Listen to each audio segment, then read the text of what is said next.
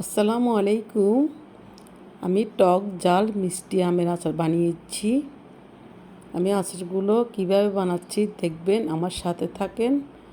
আমি আমগুলোকে কেটে নিয়েছি। এখন আমি লবণ দিচ্ছি। লবণ মেখে আমি আমগুলো পলিথিনের মধ্যে রেখে দেব এক রাতের জন্য। আমি এগুলো দিনে কাটছি, তাই আমি রাতের জন্য রেখে দিচ্ছি। দেখেন আমি আমগুলো পলিথিনে ভরে রেখে দিচ্ছি। এখানে পলিথিনের মধ্যে লবণ মেখে আম রাখলে কী হয়, আমের ভিতরে যে বাড়তি টক আমের কষ আছে এগুলো বের হয়ে যায়। আমার লবণ কম হয়েছে, আমি আরেকটু লবণ দিচ্ছি, দিয়ে সবগুলো ভালো করে মেখে নিচ্ছি। এটা বেঁধে এভাবে রেখে দিচ্ছি। আমি পরের দিন সকালে আমগুলো খুলছি, দেখেন একটা চালনির মধ্যে ছেঁকে নিচ্ছি। দেখছেন, আমার একটা আমও কিছু হয় না, সবগুলো ঠিক আছে। এবং আমের মধ্যে যে কষটা আছে, টক আছে, এগুলো বের হয়ে যাবে।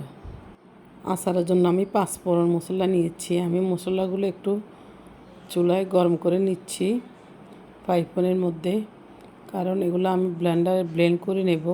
দেখেন একটু দানা দানা আছে। আচারের মশলা একটু দানা দানা থাকলে ভালো লাগে খেতে, মানে কোনো বাটাবাটির ঝামেলা নাই। দেখেন আমার থেকে টকগুলো বেড়ে গিয়েছে। এখন আমি একটা বলের মধ্যে আমগুলো মেখে নিচ্ছি। এখানে আমি সাদা লবণ দিচ্ছি, বিট লবণ দিচ্ছি আমি হলুদ 2 চামচ হলুদ দিয়েছি। আমি 2 চামচ মরিচ পাউডার দিয়েছি। আমি টক ঝাল বানাবো, তাই একটু ঝালও দিয়েছি। গোটা মশলা, শুকনা মরিচ, যে আমার ব্লেন্ডার করা 5 ফোড়ন মশলাগুলো দিয়েছি 1 টেবিল চামচ আদা, 2 টেবিল চামচ রসুন বাটা। এখানে আমি গোটা রসুনও দিচ্ছি। এখানে আমি আধা কেজি চিনি দিয়েছি। সবগুলো আমি একসাথে ভালোভাবে মেখে নেব। একসাথে সবগুলো মেখে নিলে কী হয়, সব আমের সাথে মশলাগুলো লেগে যায়। আমি কড়াইতে তেল দিয়েছি। এখানে আমি আধা কেজি সর্ষের তেল দিয়েছি, 1/2 লিটার। সবগুলো আচার একসাথে করা যাবে না, আমি 2 ভাগ করে করব। এই আচার সহজে নষ্ট হয় না, রোদ্রে দিলে আরও ভালো হয় আচারের মধ্যে, কারণ মাঝে মাঝে নেড়ে চেড়ে দিতে হবে, না হয়তো আমগুলো লেগে যেতে পারে। এখানে আমি হোয়াইট ভিনেগার দিচ্ছি চায়ের কাপে 1 কাপ।